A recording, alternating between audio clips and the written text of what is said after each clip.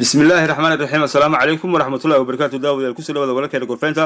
خل بدأت كده وضعت الواحد من قبل دول قبلات كبيرة لو كل واحد إنه هي جلس عند بدأ حلو ومدحونا الصومالي حسن محمد وسؤال كنت قد جينا ما أمرك قل مدوجة مثل أنا يشتين وهلس هاي سؤال كم مدحونا الصومالي حسن محمد قل مدوجة أسوأ شيء إن وقول لي إنه في يعرض كابور بقلاد قال كعي سن لبضنا يحسون له الكود النوري هين لبضل لنا بنتلني قل مدوجة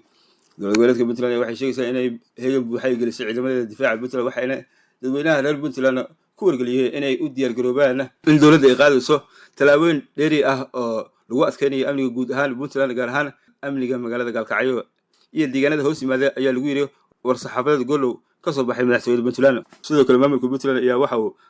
la socodsiinaya bulshada Soomaaliyeed dalalka dariska ku nool iyo waliba guud ahaan beesha caalamka in Xasan Sheekh Maxamuud uu qaadayo mas'uuliyadda ka dhalata fidnada iyo waliba colaadda oo ka abuuray Puntland maamulka Puntland ayaa waxay ugu baaqeen maamulka iyo waliba shacabka Galmudug iyo koonfurta Galkacyo inay ka hortagaan isku dayga cusub ee Xasan Sheekh Maxamuud uu wado ayaa lagu yiri qoraalkan ka soo baxay maamulka Puntland madaxweynaha hore Soomaaliya mudane Xasan Sheekh Maxamuud ayaa wali waxa uu ku horeeyay beeleen Puntland abaabul colaadeed oo ka dhana Puntland dowlad goboleedka Puntland ayaa waxay si dhow ula socotaa abaabulka qorshaysan oo Xasan Sheekh Maxamuud uu wado waxayna kaga digayaan qorshaha safarka Xasan Sheekh Maxamuud uu ka imaanayo koonfurta Galkacyo ee dowlad goboleedka galmudug taasoo uu uga gol leeyahay inuu filna iyo waliba colaad ka abuuro magaalada Galkacyo si nabdoon iyo xasiloonina ay ku wada noolyihiin bulshada dowlad goboleedka Puntland ayaa waxay maamulka iyo waliba shacabka dowlad goboleedka galmudug gaar ahaan koonfurta Galkacyo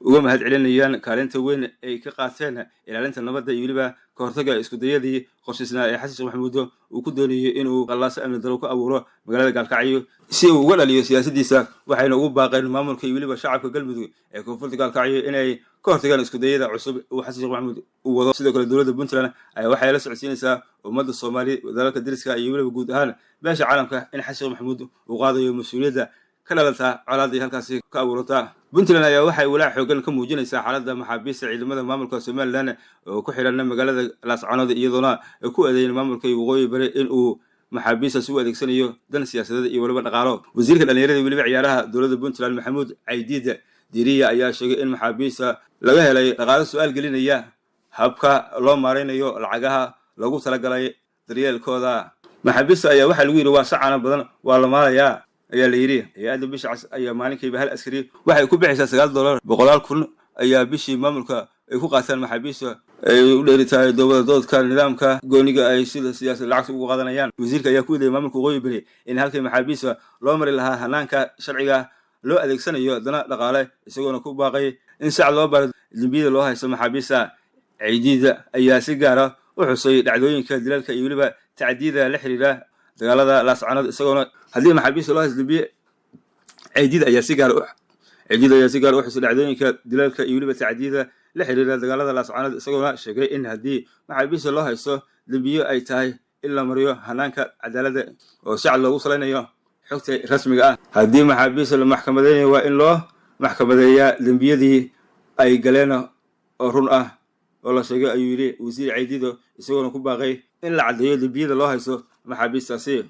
wasiirka ayaa sidoo kale sheegaya in qaar ka mid ah maxaabiista ay baahan yihiin maxaabiista ay u baahan yihiin daryeel gaar ahaan kuwa qaba dhaawacyada iyo waliba xanuunka kale waxa kale uu ku baaqay in si gaar ah loo qiimeeyo xaaladda caafimaadka maamulka waqooyi bari ayaa gacanta ku haya boqolaal maxaabiista oo ka tirsan ciidamada Somaliland kuwaas oo lagu qabtay dagaaladii Laascaanood 25 bishii Agoosto 2023 xilli ciidamada Somaliland laga saaray saldhigga Gooja Cadde kadib dagaal muddo bil ah halkaas ka socday dagaalka Laascaanood ayaa waxa uu sabay khasaare kala duwan waxaana kadib ay xaaladdu isugu bedeshay in maamulka waqooyi bari